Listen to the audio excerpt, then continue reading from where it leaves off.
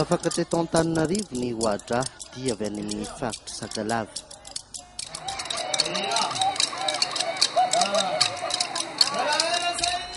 Ambodivona, toromarika farany ho an'ny ekipa rehetra avy any Mahajanga.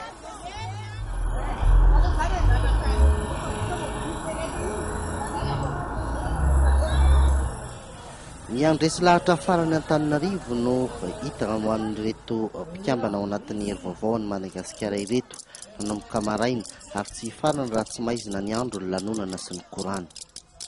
Manonana ny hery. Fametanana zay manao ambio adra mandrotsirotsy boka Mazenga.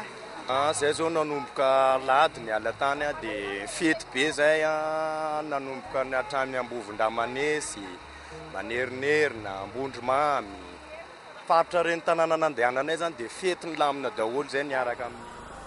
Saika ahitana solotena tahaka izao avokoa ny avy amin'ny faritra maromaro ho an'ny candidat larana fahatelo. Ho azy ireo, Antananarivo no anovany vokatra ampandresy tsy misy fepetra ny candidat.